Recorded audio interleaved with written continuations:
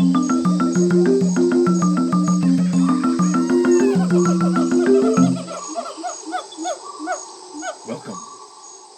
to the planet of the apes, of the finding monster right.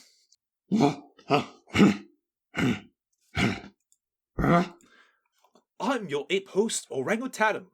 I am your ape host, Gorilla Alley. And we're here to present a new episode. It's weird that they're so pish-posh perfect. I mean, I guess I should have been like one of the gorillas. What do they sound like in... Well, what do the gorillas sound like in the movies that we've both seen? They all speak the Queen's English is the thing. Look, I get it. This is a sci-fi fun time adventure, but it's very weird that they're all kind of, from the Queen's land. Yeah, I mean, the orangutans all talk like they're in a 60s and 70s self-important sci-fi movie, where it's like, man is evil. And they all sound like they're written by a man that spends a lot of time talking to himself. Yeah, it's a lot of, it's very Zardoz-y. You know, I don't think this Planet of the Apes thing makes a whole lot of sense, and maybe we should examine it in a court of law.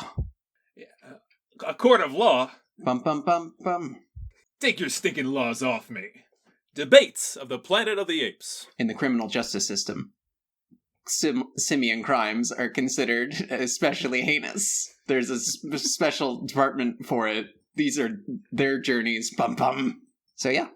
The Planet of the Apes is a franchise that all started with a book written in the far-off future year of 1963. Yes, fortunately, a couple decades past the last books we talked about. Fortunately, yes. Significantly less problematic than the Tarzan novels, I would say, from last week. But right. Pierre Boulle created two important books. The Bridge over the River Kwai and La Planète des Singes, or Planet of the Apes in the US, and translated in the UK as Monkey Planet. Man, that sucks. I was hoping it'd be Planet of the Hero Apes. Mm. So, in this book, a man named Ulysses, or maybe it's French, but I don't know how to pronounce it. A man named Ulysses is traveling in space, and he and his team, along with the wealthy Professor Amtel and his disciple, the physician Arthur Levain, land on a temperate, lushly forested planet which they name Sora, or Latin for sister.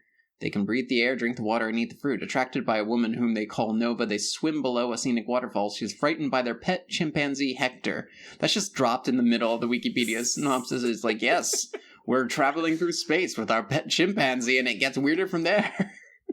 Yeah, that makes it sound like a Saturday morning cartoon. Yeah. So they realize that they have, that they're on a planet of the apes, and they're taken to Ape City. Ape clothing matches that of 20th century Earth humans, except that the apes wear gloves instead of shoes on their prehensile feet. They smoke tobacco, take photographs. So suddenly it's like, oh, wait a second, there's a lot of human tech here. Yeah, a difference from human society slightly is that the society is divided into strata along species lines. The gorillas are the police and the military, and they're very aggressive. The orangutans are very conservative-minded, very traditional family values, and they are politicians and religious authorities. And the chimpanzees are liberal scientists. Now, this feels wrong to me. You've mentioned this before. I want to hear your reconfiguration, because you know these species better than most. Yes. The apes, such as they are divided into two families. The Hylobatidae, or the gibbons, the lesser apes, and the Hominidae, the great apes, or the hominids. And both of those are then divided into 4 different genera. And the Planet of the Apes series really doesn't deal with the lesser apes at all, and only deals with the genera of Pan, which is chimps and bonobos, gorillas, and Pongo, which is the orangutans. Mm-hmm. Now, I used to work at a zoo. As we know. As is well documented. What was that? I'm sorry. That's just for this. I'm gonna drop a couple apes things throughout this movie. Okay, scary. Yeah. You never know when apes are coming. Yeah, I know. And you hear a couple bongos coming, and you're like, "Oh no! Head for the hills. Hide in the corn." Truly. So, gorillas are typically a very gentle species. I would say, as far as everything is concerned, unlike chimps and humans, gorillas have not been observed killing members of their own kind. Oh, ape does not kill ape. Ape does not kill ape. Telling me, yeah. Okay. They're big. They sit around. They eat leaves, and occasionally, like we saw last week, they can defend their territory if they need to.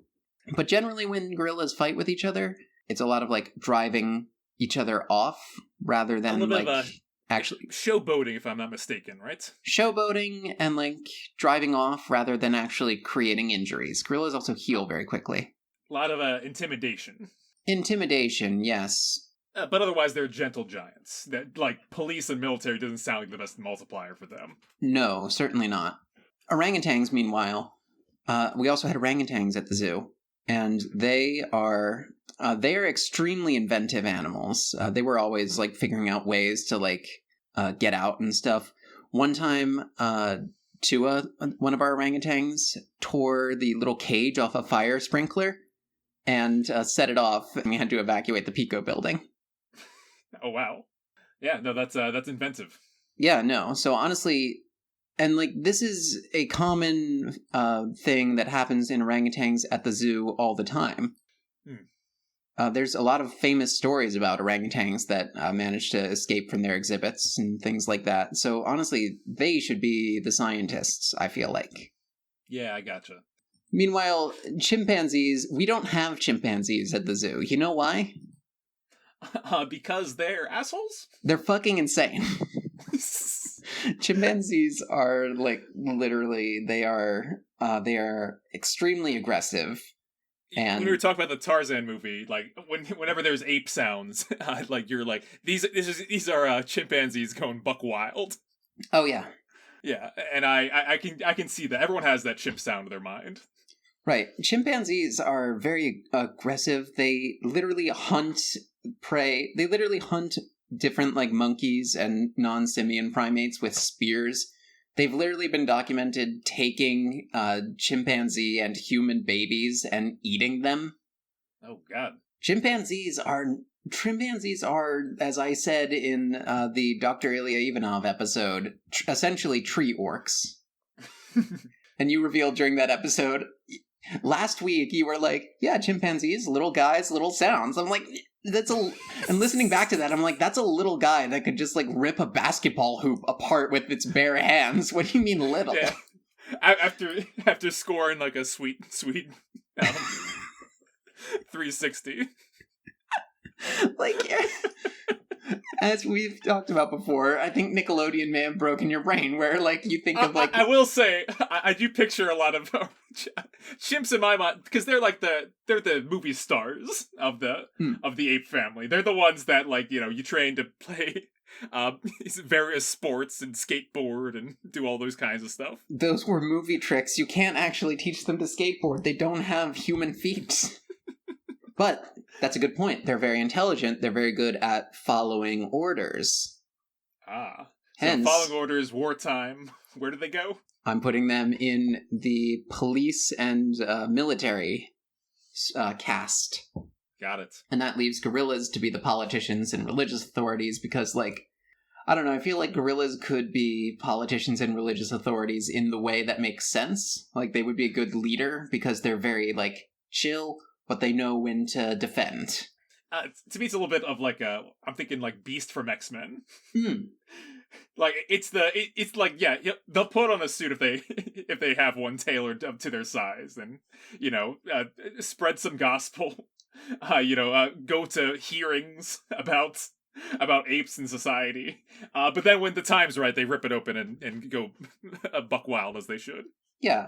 I think that, like, as a religious authority, I think gorillas are almost, like, the ideal model of a religious authority, where it's just, like, you just, like, sit at the front of a church and talk about the lawgiver and get high. Like, that is a ideal picture of organized religion for me, and I think that's why gorillas would be good at it. Mm-hmm. So anyway... And what does that leave? That leaves gibbons, actually. Oh. This is something we were talking about, where, gibbons are an ape. They are in the hominoid superfamily that would be classified as apes. And yet they're not really in these movies at all, are they? No, they're mostly focused on what I would call the big three. I think largely because of size, right? Aren't gibbons the smallest of this lot? They are significantly smaller, but they're not like... But rolled back to the 60s when all the apes had to be people in costumes, I could see why they were like, all right, the big buddies are who we're going to base them off of. Well, honestly, as we're reading here, there are no gibbons in the original book. Ooh. Yeah, so it even began back then, their exclusion. I wonder what the bias there is. Gibbons are fun because, unlike the great apes, they don't really knuckle walk. Oh, they just kind of, so they just stand on their feet all the time, running around? Kinda, yeah. Their fingers are really long and very highly adapted for swinging around. I'm trying to picture it. I feel like they move like inflatable arm men. Like a bit. Like their base is kind of the same as it walks around and their tops flop back and forth. Do I have that picture in my head right? A bit, kinda, yeah. They kind of like... when they're walking around on the ground, they kind of get on their hind legs and take like a few like steps with their arms, like they're doing the I'm a Little Teapot, but it's both spouts. I see. You know, like they're drawing their nails, like... That's a poor teapot, I just gotta say. Yeah. It's very fun to watch them walk around like that. Oh yeah. Okay, so they're not there, but in this society, where do you think they'd fall? I think if there were gibbons in Planet of the Apes, they would be like the minions of the ape world. They would just get into all kinds of entertaining situations at the grocery store. They should talk like minions too. Banana. Oh my gosh. You're welcome. Ladies and gentlemen, we got him. Ladies and gentlemen, the single minion on this podcast. There will never be another. Very neat. So, yeah, that's I thank you for the science bits. You're welcome. That's a bit of background here on where we're coming from about different apes and things. So, where does the book go after encountering Ape Town? The book, eventually they realize Zira and Cornelius, those are names that are original to the novel, figure out that Ulysses is sentient, and, they figure out that they can talk and blah, blah, blah, stuff. An unconscious human lab subject recites from racial memory the events that led to the fall of human civilization. Humans tamed apes and eventually used them as servants. As apes learned to talk, a cerebral laziness took hold of the humans. Apes gradually took over human homes, driving the humans into camps outside of the cities. In the final memory, apes attacked the last human camp, carrying only whips. Nova bears Ulysses a son, Sirius, who walks and talks at 3 months. This is a recurring theme.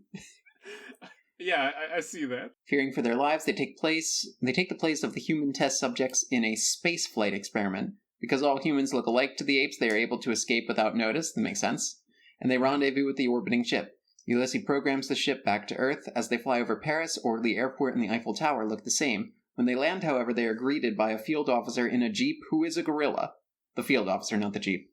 Not a lot of people know that. In the original book, it's like, you go... something else happened on Earth. So a very similar event that happened on the Planet of the Apes happened on Earth. Now, what's interesting, and this is something that did bother me as a kid, where, I didn't understand the twist. because it was like, why are there apes on another planet? Apes come from like a lineage of Earth animals that evolved in the Miocene. I said at age 8. So like, you did. I remember. So like he goes into space and they know they're in the future, and then it's like, oh, so are they on Earth? And my dad was like, you're not supposed to know that yet, Hal. And like maybe I saw it in like a SpongeBob episode or something before that. Oh, I think most people know Planet of the Apes, the story, the big twist of the original, that they were on Earth all along, through various parodies throughout the ages. If I recall, Madagascar has the bit where they do it. Yeah. The Simpsons, as many are aware. SpongeBob bits. Everyone does the like, oh no, it was Earth, because it's a great twist. But it was not the original. In the original story, the Planet of the Apes is actually another planet that just so happens to also have apes, and just so happens to also have humans, and just so happens to also have tobacco, and just so happens to also have, like, every Earth species that ever existed ever. Pierre Boulle, the guy who actually wrote the book, rejected the label of science fiction for it, and that makes a lot of sense because it isn't really hard sci-fi. Like, it makes no evolutionary sense. That's like if you went to, like...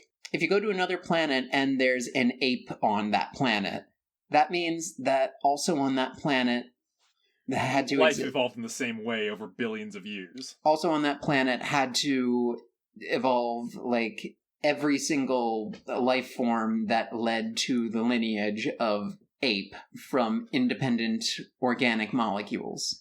Like you had to go from like one molecule of water to a chimpanzee in literally the exact same way. Like, you had to roll the dice. You had to roll, like, 36 dice and have them land in exactly the same way, like, quintillions of times in a row. It makes no sense. Not to mention the planet has to be the same distance, it has to have the same number of extinction events, and all those conditions led to that. So it was a pure fantasy. That is, I guess, what he was going for. It's like if you landed on another planet and there was like also a New Jersey. Yeah, it was like your house was there. It's like, what's this? Yeah, exactly. It's like you land on another planet and it's like, well, this is my house. This is my house, but in space. You're in Atlantic City. Of course there's an Atlantic City in space. That's a thing that I know, and so it's always been there, and it's a natural law of the universe that it exists, right? Including humans that are fully compatible with the humans from our planet. Yeah, it's like if you landed on another planet and, like, you were already there. Like, hey, what's up? Which is where I think they got changed things and made it more smooth. It's not a science fiction novel because what it is more of like a fairy tale. Mm-hmm. It's more of like you wander to this strange world, except there's this like bit of a space travel motif to it, and like things are like this, and it's like saying this thing about like not taking human intelligence and the human place in society for granted, and then transposing that onto Earth. Yeah, using the same elements, like stepping into the Feywild or some kind of mirror dimension. It is more of a scientific fairy tale than a science fiction like hard sci-fi novel, which is what I think maybe the original film series holds up more as sci-fi. Now, imagine if you will, the door that you step through has me on the other end. Yes, that's me, Rod Serling. This is where I entered the story. Happy to have you on the show, Rod. Thank you. Please, here, can I give you a light? Please. So I heard this story about these apes from this other planet, and I said, that doesn't make any sense. This should be the big twist at the end. They're on Earth all along. Thank you. Good night. Damn. Thank you, Rod Serling. Yeah, that's exactly what happened. He came into the picture. He was one of the writers of the screenplay for the '68 film, and he is credited with the big kind of Twilight Zone style twist at the end of the film. Right, which is that they were on Earth the entire time, and it's funny because the society that Taylor in this version played by Charlton Heston. Charlton Heston. My God, I'm on some kind of planet of the apes. That's what I've been wondering about, man. Why would they make a second planet that's just like this one, but not in that way on this planet? And then it turns out that it was. Now, it's funny. His speech at the top of the movie is like 100% word for word a Rod Serling like Twilight Zone, like one person talks for way too long bits. And you see him like in his spaceship, like with a little microphone recording, which is the exact same way that Rod Serling like wrote the episodes of the Twilight Zone. He had a little recording device and he would just talk, and that's why everyone in his episodes talk like they're Rod Serling. But this is why I didn't get the bit when I was a kid. It's like, well, yeah, there's a plant on the planet. Oh, so they're somewhere on Earth? Then, like, there's apes on the planet. It's like, oh, so this is like a world where apes, or this is like a hypothetical future where apes evolved or something, and humans devolved. Like, I got the idea, like, as soon as they had apes and people there. Yeah. As soon as you get a dot of it, you're like, oh, no, this makes sense evolutionarily. Yeah, which maybe it really is superior to, rather than revealing that he was on Earth in the future where man has decided to get stupid. Let's get it started, let's get it started in here. And apes have gotten smart with Steve Carell and Catherine Zeta-Jones. Yeah. To say a couple things about the '68 film, it has that like I love this era of sci-fi productions because it's tough. It is a science fiction film, but it doesn't like. It's much more interested in doing like the kooky, like let's drop some neat one-liners. Let's have some fun elements on display here. Taylor and his crew of other pilots, of other spacemen, crash land their ship. They walk through the desert. They find humans. They go swimming in the nice oasis that they find, and apes arrive. On horseback with weapons and like guns and like military suits. Alien horses that just so happen to be exactly the same as regular horses. Some the fuck how. Yeah, and I think that the movie does a good job in a way of suddenly like entreating you. There's a story at play. It's not just the question isn't just what kind of world is this for the entire runtime. It's like oh no, Taylor, he's in trouble. Yeah.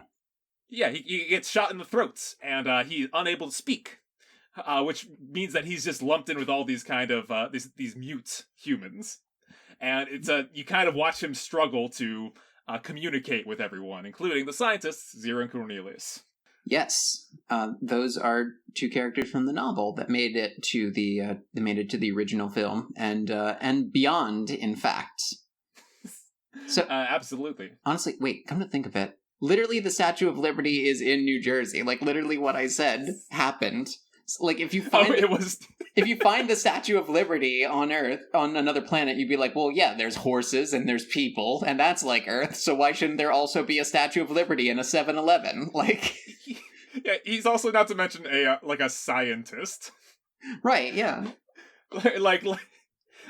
And he starts off the movie just talking about the great wonders of evolution and all these kinds of hint, nudge, nudge, like bits to it. Then all of a sudden he's very quick to it, like, oh, all the humans here are mutes. We will be gods to them.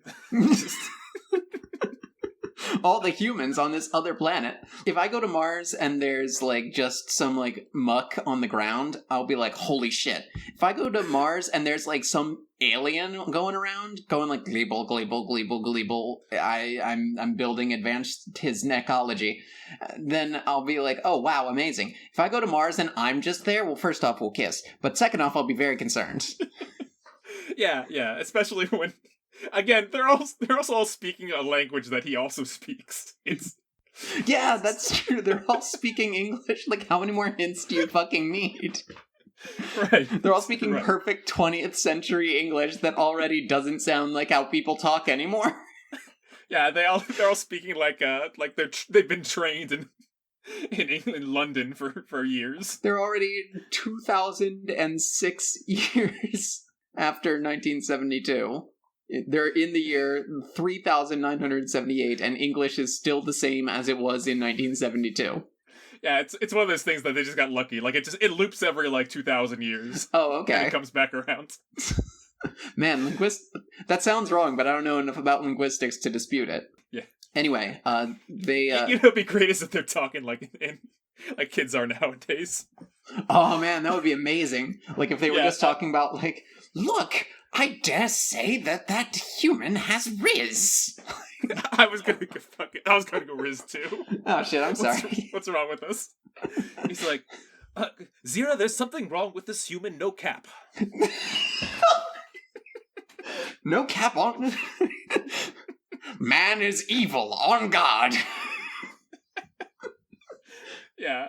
They so the site that they're in is a bit of a theocracy. There's these great statues to the lawgiver, who has these scrolls, ancient scrolls that they follow, and like in many theologies, there's corruption.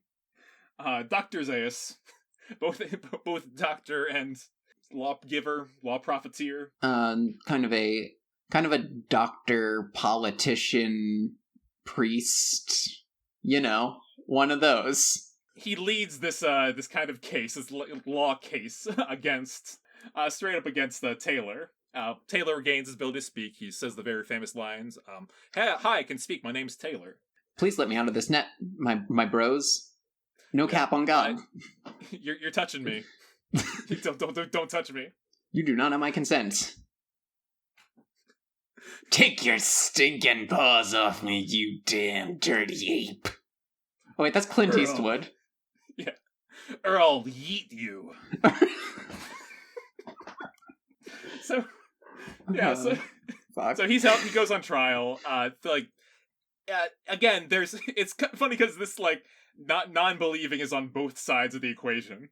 They're like, well, look, you're just playing tricks on us. Like, who taught you how to speak? You're not really saying anything important. That's insane. The cognitive dissonance is so real. Yeah. He takes them to like some old ruins where they find things, including the definitive evidence that humans were once the intelligent life on this planet, which is a doll that speaks English. Mm-hmm. Yeah, not that we nowadays have like chimp dolls that speak English. Yeah. But nevertheless, Dr. Zaius reveals that he did know that once upon a time humans were in charge. He reads a book, a chapter of the of their Bible that basically says about how terrible humans are. The Bananable. Thank you, the Bananable. You're welcome. Taylor's free to travel the beach and see, of course, the site that everyone knows. First. Oh, right. First, it's like, now, Zira, you're the only other girl in this movie besides Nova, and I'd like to kiss every woman I see, even if it's not a human person, because, like all people, for some the fuck reason I identify more with my gender than with my species. The hot human that is basically becoming my wife, that's right over there on my horse, that we're gonna ride off into the sunset together. I need to kiss you. I'm gonna kiss you and it's not weird. I need to kiss you because you were the female character that did the most in this movie, and I was the boy character that did the most in this movie. I need to kiss you in front of your husband. I need to kiss you in front of your husband and my fiancé. We have a wedding registry. This movie won't be over till I cuck a chimp. This movie won't be over till I cuck a chimp. Yeah, they share a kiss, which you told me was every gif like about this movie was that kiss. I think I don't have a lot of hopes for Pokemon Scarlet and Violet, but I think my starter is going to be Cuckachimp. Cuckachimp is he's got a pretty good moveset. I won't lie. Yeah. Like put your damn dirty paws on. Put your damn dirty paws on. That's one. Madhouse is another one. That's like Trick Room. It's a madhouse. A madhouse. His ability is called Maniacs. You where all the enemy Pokemon get the burn. status. That is, of course, a reference to the final scene, where upon seeing the remnants of a 7-Eleven, Taylor realizes that he was actually on Earth the whole time, long after an apocalyptic nuclear war, understanding Zeus's earlier warning while Nova looks on in shock, even though she has no context for why he's so upset about the fact that the 7-Eleven is gone, and there's no hot dogs in the roller. Taylor falls to his knees in despair, condemning humanity for destroying the world, with the famous line. Adam, do you wanna give it to us? You maniacs! You burned it down! Damn you! Damn you all to hell! G-rated. G-rated. They actually got away with that because they told the censor board that Taylor was literally asking God to damn humanity to hell for what they had done. And classic Christian censor board is like, oh, yes, as long as it's got the good message. Yes, as long as you're calling on God to send your enemies to hell, then that's fine. That's totally normal. On cap, on God, or whatever the fuck. What's crazy is in the sequels, they keep doing that, too. Like, they're just like, oh, you bastards, and they just keep upping the cursing, and it still stays G until the fourth one. Oh, they made a sequel? Yeah, beneath you maniacs! You made a sequel! And now it's Doc Brown. You made too much money, Marty! We gotta keep this wheels running! We need to capitalize on this, Marty. Yeah, so, Beneath the Planet of the basically, what happened was they're like, this is so good, and we already have all these ape costumes. Let's just do this once a year. Let's meet up. Who wants to come back? And everyone was kind of like, okay, for the second one. Then only Roddy McDowell, who plays Cornelius, kept popping up in other ones. Beneath the Planet of the Apes explores the rest of it. There's a lot of kind of same story beats that they go under. Another astronaut arrives, and he has a very similar journey just to catch up new audiences, I guess, to Taylor. But ultimately, they meet a bunch of mutants, and those mutants worship a bomb. Mutant humans, it should be mentioned.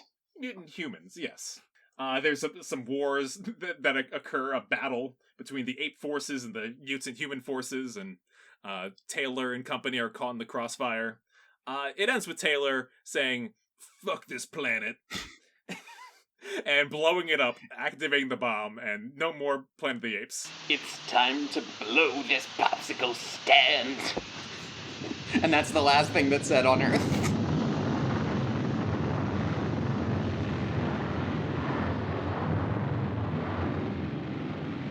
Yeah, which the crazy part about it is that they said, "Nah, we're gonna keep doing this."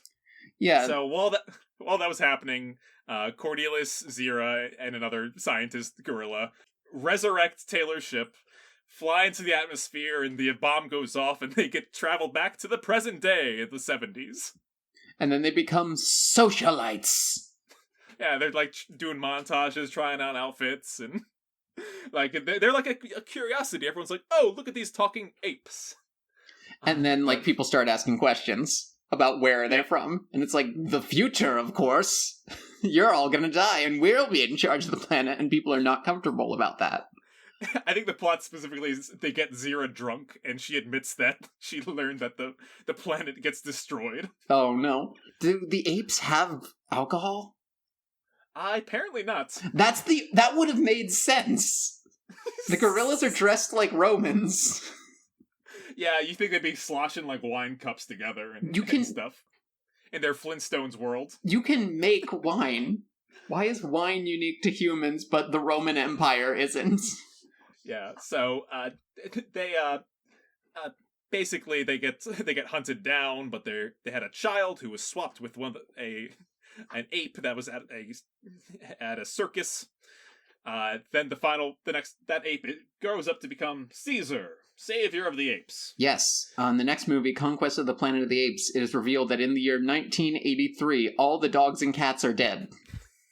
All of them are dead, so people are like, well, we can't live without our cats and dogs. Let's have apes instead. Insane. Absolutely makes zero fucking sense. And it's crazy too, because they're just all wearing like jumpsuits and have like chains around their necks, and it's just, oh, you weren't treating your dogs this way exactly. No. So at this point, Caesar is talking, and over the course of the movie, just another ape just suddenly starts talking, revealing that like the apes are already like almost ready to go vis-a-vis being smart now. Yeah, it pushes them over. That was the big thing. That was the big reveal in the last movie, that the first words an ape ever say is no to the people that push them down. They're masters, that the humans, and they rise up. Caesar leads the revolts, and Battle for the Planet of the Apes is more of the same. Apes versus humans, apes versus apes. It sets the stage for the future that we see, and it's like, is that what's destined to happen or not? The last movie ends on kind of an ambiguous note. Yes, it ends with the lawgiver telling the story of Caesar to a integrated group of human and ape children, and the camera pans over like a little human girl and a little chimpanzee kid, like kind of messing around and fighting, like play fighting a bit in class, and it's set like about 700 years after the events of all of the Planet of the Apes sequels, which itself is about 1,000 years before the regular Planet of the Apes movie.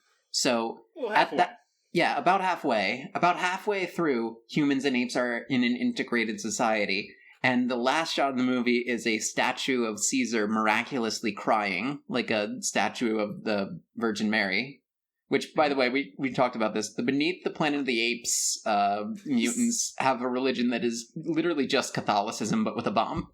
Yeah, it's replace a Catholic church ceremony with replace God with bomb, and you got what they did. And replace an institution created to hide pedophiles with an institution created to hide the mutants with psychic powers, which is, to be fair, better. Yeah, so let's but the single tear on the statue that kind of says, like, is he crying because it's never going to happen, or is he crying because of how far they've come, or is he crying because like it's gonna happen again? Yeah, is this a complete loop or not? Mm-hmm. And that's a great what they explore. All right, so we talked up that for a bit. The reboot follows more beats from the original book. Where, yes, ape activities happen on a separate planet. There's time loop occasions. There are... this is starring Mark Wahlberg, a Tim Burton film. If you can believe, like, all these guys said, like, all right, we're on for Planet of the Apes. And they said, yeah, okay, we're just gonna go wacky kind of ape society again.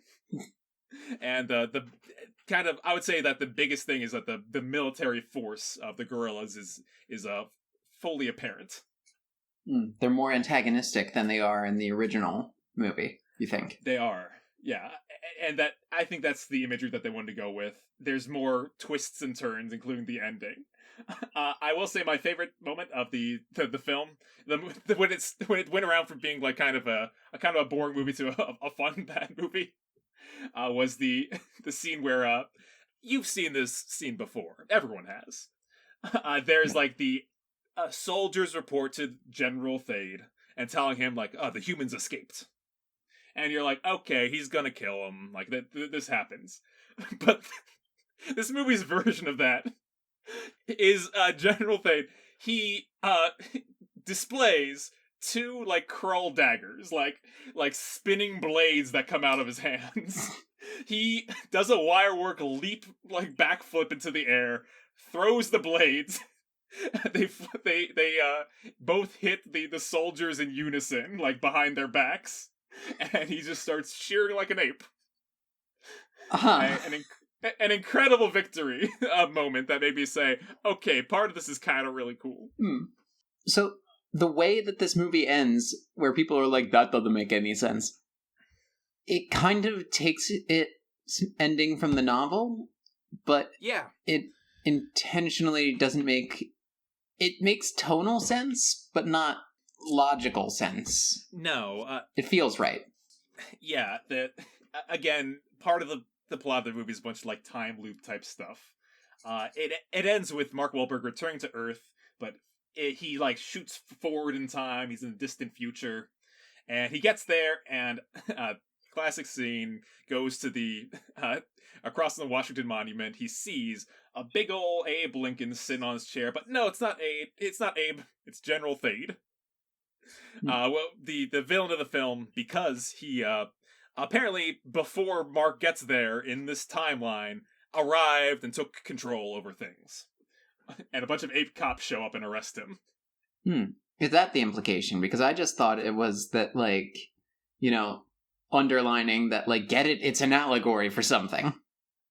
Oh, no, that's most people's interpretation of it.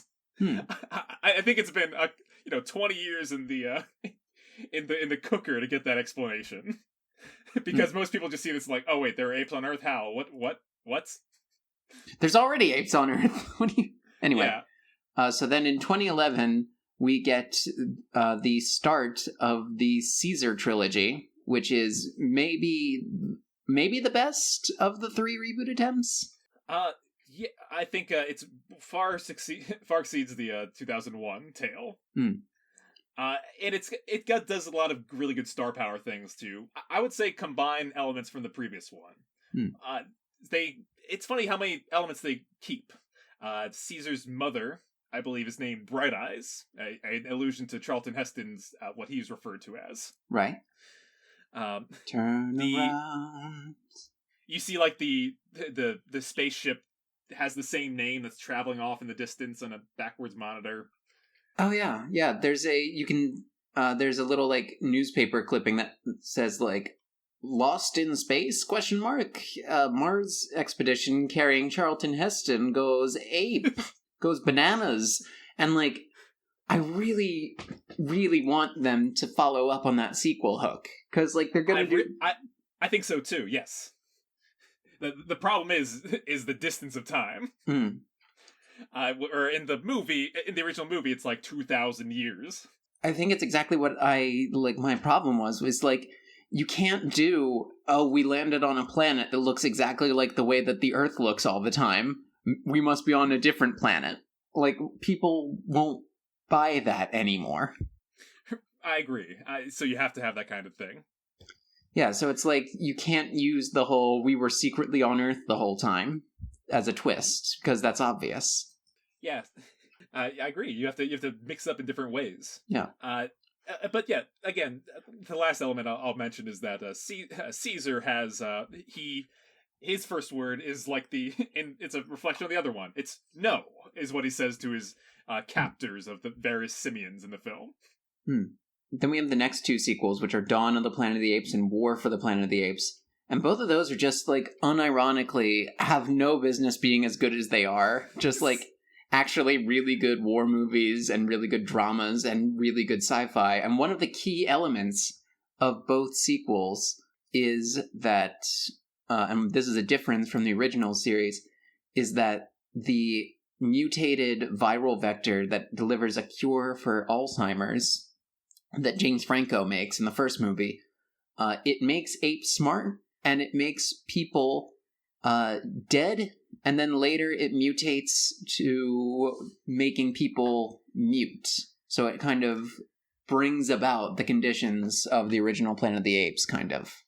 Yep, mute and kind of simple. You also, in the end of the first movie, you follow like this virus as it travels across the globe. Yeah. In a way that really spells out the apocalyptic situation that we start off the second movie with. Instead of all that, which I think was a brilliant move. It all happens off screen, but it helps us jump to the next story that we want to tell real quick. Isn't Obama in there? Or is that in Pacific Rim? Obama's in either the second Planet of the Apes movie or Pacific Rim. Oh, what would Obama's Jaeger name be? Ooh. Oh, Hope Audacity. Audacity Hope. Audacity Hope. And guess who his co-pilot is? Is it Organism 46B? Yeah, it's Joe Biden. It's Joe Biden, for sure. It's Joe. So... Or Michelle. Oh, we'll pick that up down the line. Yeah, for sure. So, yeah, the entire 9 movies, Planet of the Apes. Yep, 50 minutes into the recording. Let's get to the premise. We keep fucking doing this. One of these days we should do it backwards, where we just get started with the point, and then we talk about the movies. It's one thing if it's it's a one movie that we're recapping. When we're kind of going over 9 in quick succession, and a book, I get it. Yeah. This might go a little long, and you know what? That's fine. Planet of the Apes is great, and it's one of Adam's favorite franchises, full stop. Let's talk about this litigation. So you want to represent the apes. Yes. The Planet of the Apes belongs to them. Hear ye. Court is now in session. The Honorable Justice Allison presiding. In the criminal justice system, ape crimes are considered... I could have looked up the monologue in the meantime. You said it earlier. I said it wrong earlier. Anyway... let's begin with the defense statements. So, Adam, you have the attorney Adam Esquire. You have the floor. Okay. I think. Hi, my name's Adam. Opening statements. This is good. I'm representing the people that the Planet of the Apes belongs to, and what I just want to say, I don't think the people got a fair shake. I don't think they got a fair chance to run the planet. In both the original series and the reboot, it's revealed that the cause of the downfall of the planet is very ape-driven. The apocalypse type stuff that the apocalyptic elements are not quite there. In the reboots, you'll see that it's the virus that travels around the world that does it. I don't think your average Joe piloting the Audacity Hope what was behind that virus spread. I don't think it was humanity's kind of messing up in a big way. I think it was more of oh shit, this all came tumbling down, and instead of shaking hands with each other, a couple bad eggs of humans decided that this relationship was not worth forging in Dawn of the Planet of the Apes. I think that throughout this litigation, you'll see that the humans are okay. Ladies and gentlemen, and those otherwise settle in of the jury, you'll notice that the defense has already characterized their client, the species Homo sapiens, as the people the Planet of the Apes belongs to. Whereas my clients, the other assembled genera of the noble family Hominidae, have decided to cooperate with one another, to come together strong. And is that not the species that should? Is that not the group of species, in point of fact, that should be running this world? Over the course of the next few days, which this episode will go that long for, over the course of the next few days, you'll see the defense make spurious arguments in favor of the human race and completely ignore the fact that their client did, in fact, commit terrible atrocities, committed acts of slavery on my clients, the other assembled apes, to the degree of enslaving them simply because they didn't have any cats and dogs, to the degree of enslaving one another. Indeed, as the good book given by the lawgiver tells us, fuck, we're gonna Google this, I'll cut this out, I'm editing this, I'm allowed to do that. Wait, where is it? There you go. This is what you're looking for. That is what I'm looking for. Yeah, okay. Thank you. Thank you for aiding me in this. Yeah, you got it. It was very ape-like of you. As the good book tells us, beware the beast man, for he is the devil's pawn. Alone among God's primates, he kills for sport, or lust, or greed. Yes, he will murder his brother to possess his brother's land. Let him not breed in great numbers, for he will make a desert of his home and yours. Shun him. drive him back into his jungle lair, for he is the harbinger of death. Call your first witness. The prosecution rests. My first witness is the ape that you see before you. All right. Keep in mind, this is opening statements, or this is cross-examination, and unless you declare the witness as hostile, you can't ask leading questions. Okay. Well, the witness is not hostile, as you can see, is a gorilla, as established earlier in this film, or this program, that gorillas are gentle giants.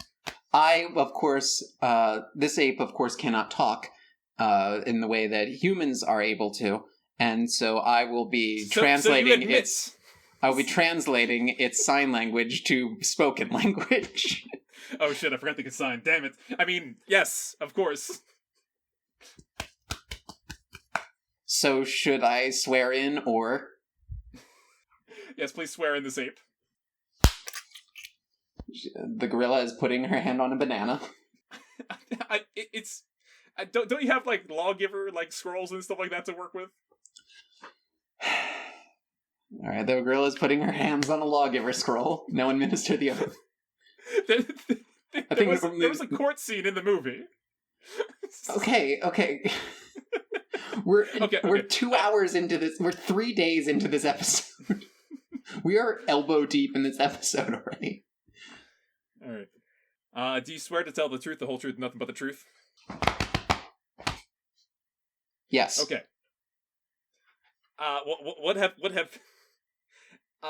Can you tell the people of the jury, what your name is? You forgot to talk about God in the oath.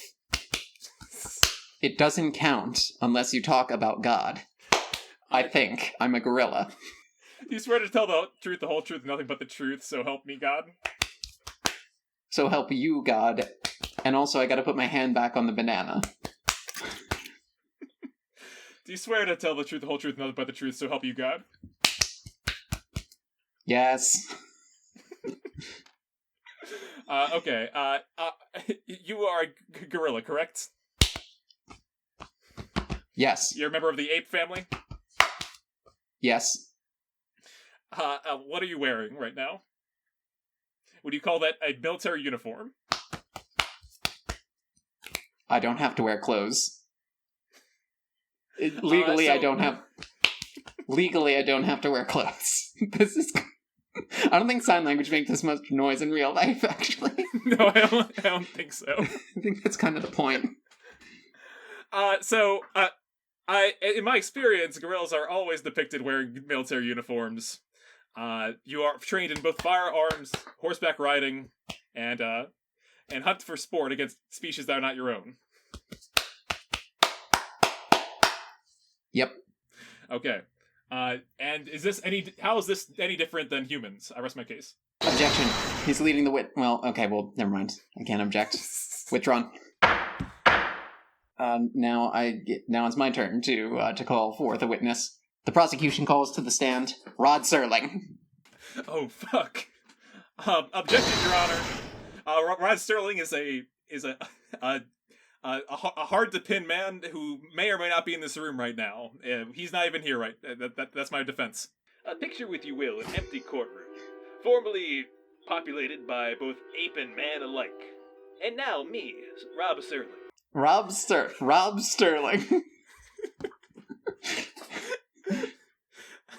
Serling. Yes, I will answer whatever questions you have of me. I swear to tell anything. Wait. Yep.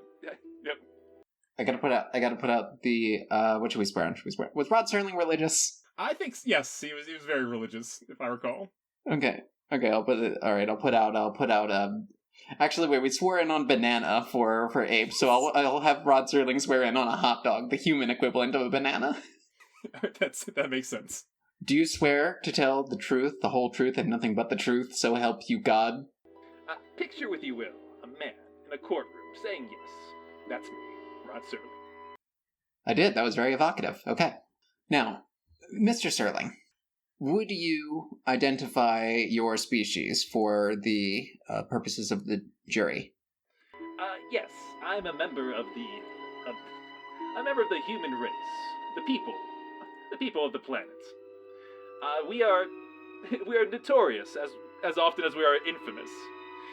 You will recognize such members of our clan as Genghis Khan and Hitler. Fuck.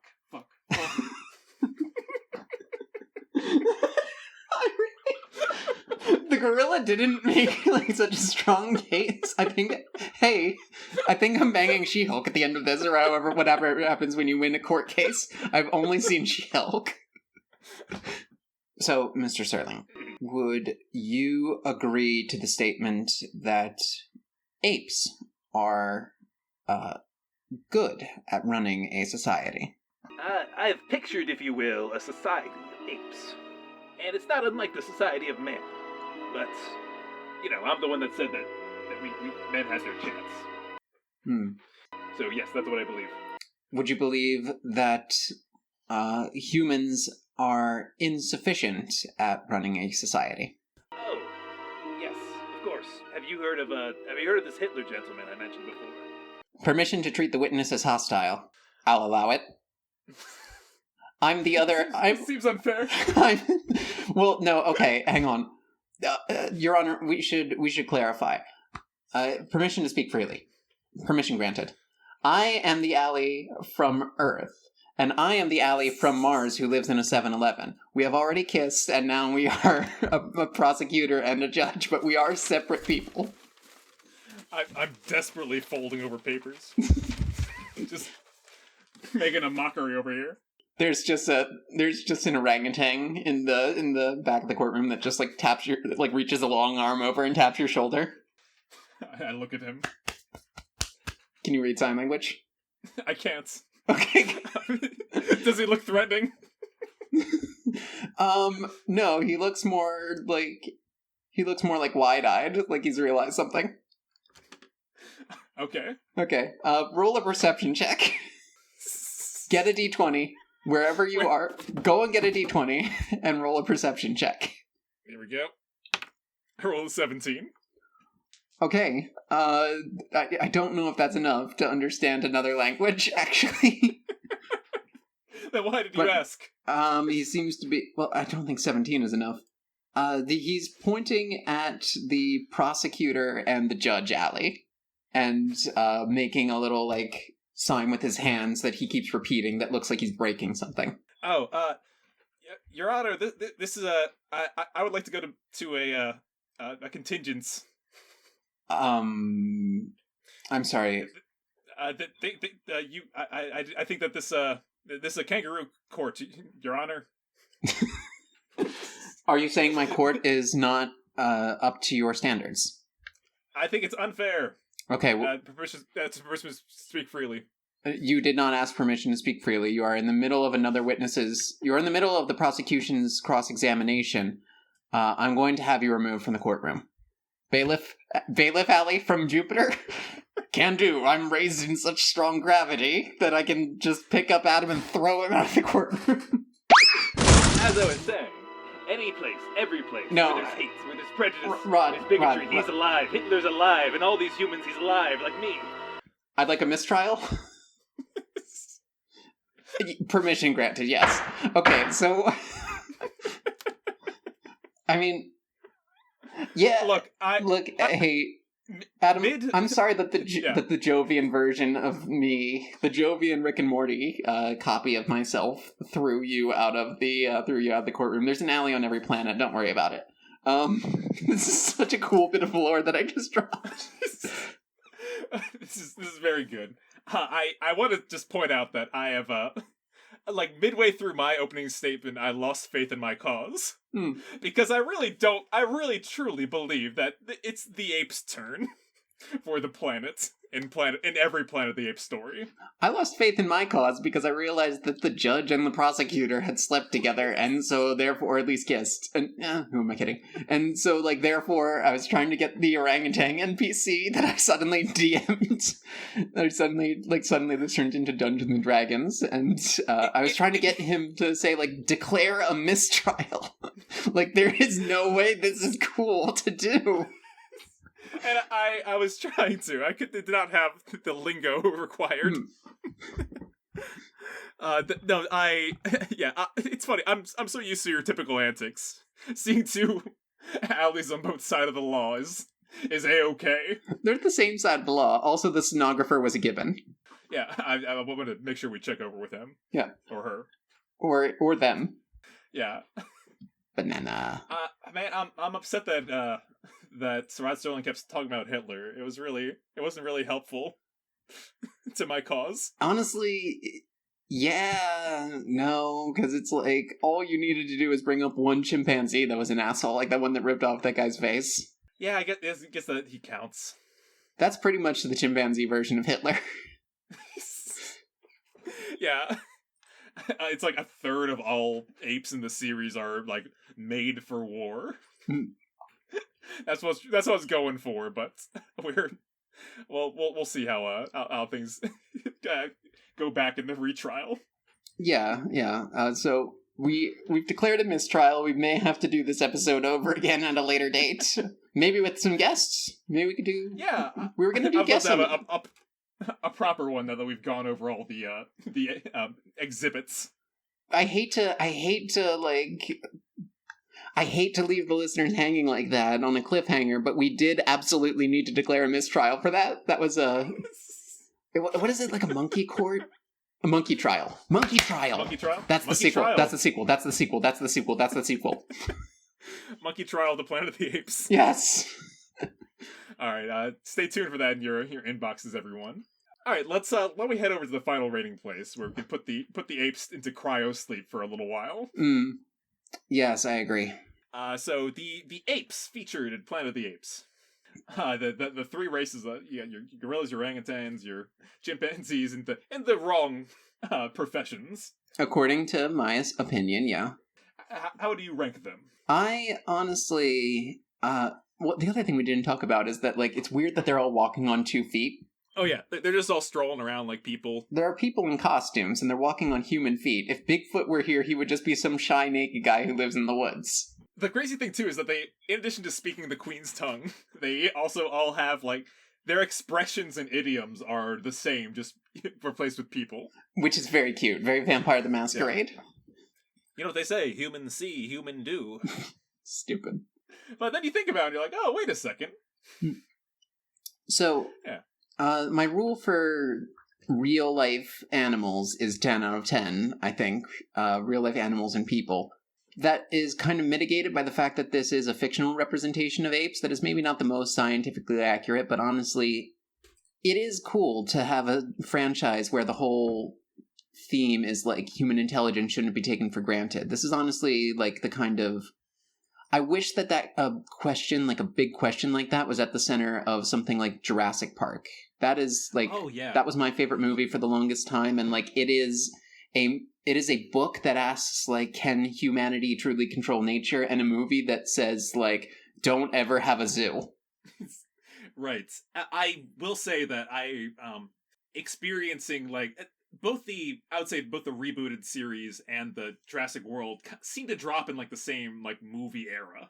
And I kept comparing the two, and I truly think that, the Planet of the Apes series is a very good reboots, return to this premise and exploration of it, versus Jurassic World, which goes into more like just doubling down on the blockbuster aspects of the series. Pure spectacle, no substance, all sizzle, no steak. Yeah, all sizzle, no Brontosaurus rips.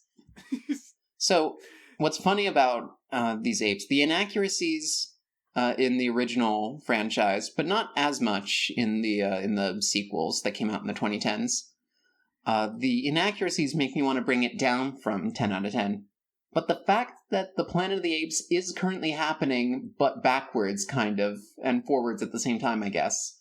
Instead of a virus that makes apes smart and people dead, we have Ebola, a human virus that both kills people and had that, big epidemic a few years ago.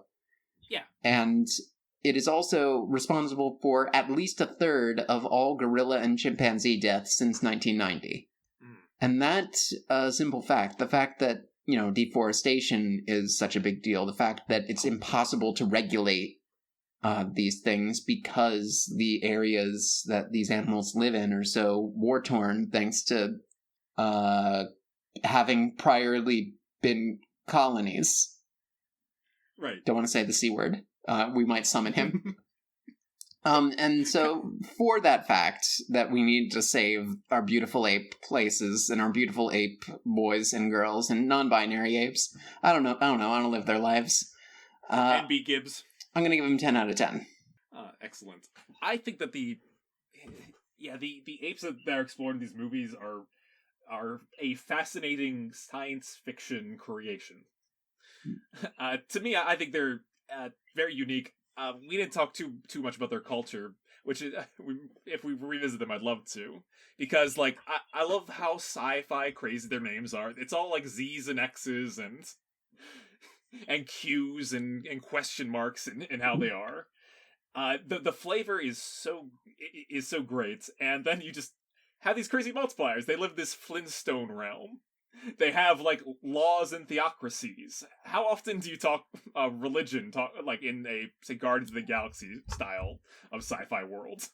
Yeah, their laws, they pitch a full-on society, which I think is cool, and I think that's the elements that they take for the reboots are great, because they say, what would this society actually look like? We're starting off with the apes we already know, instead of these humanoids in costumes.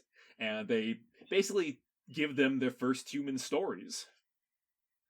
Which I think it's, you follow the series, you follow the movies, and the overarching theme is that just because they're apes, just because they're different, doesn't mean they're not human too, in a way. What is, and I mean, put humans in quotes, as in they are fully fledged, sentient, feeling, loving beings. And I think the whole 9 films does a good job of showing that. And I would give them a 10 out of 10 myself as well.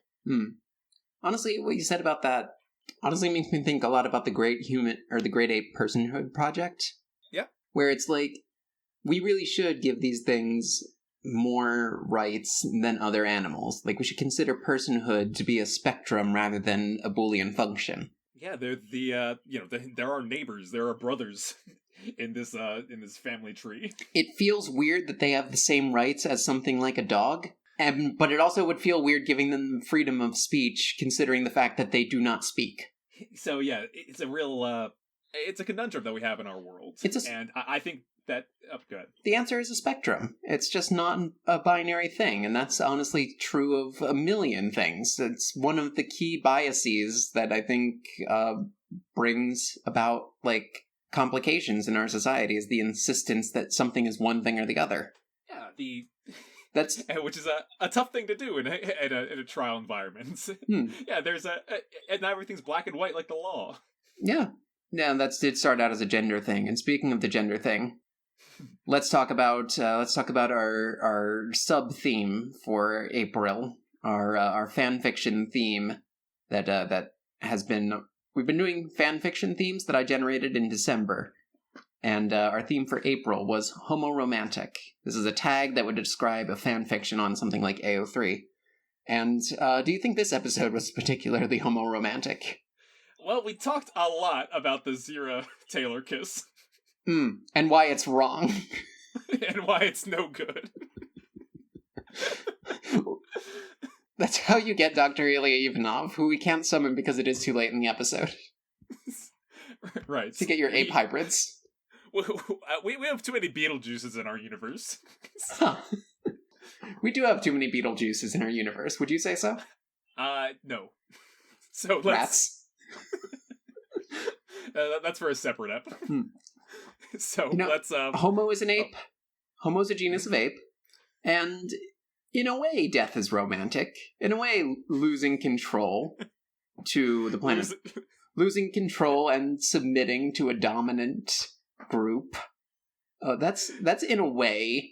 Like, do you see where I'm getting at? Where I'm kind of turning this into, like, some weird 70s sci-fi, like, concept album, like, sex metaphor?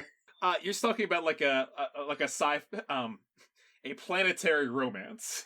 Yes. Yeah, it's like the apes and the humans both want to fuck the Earth.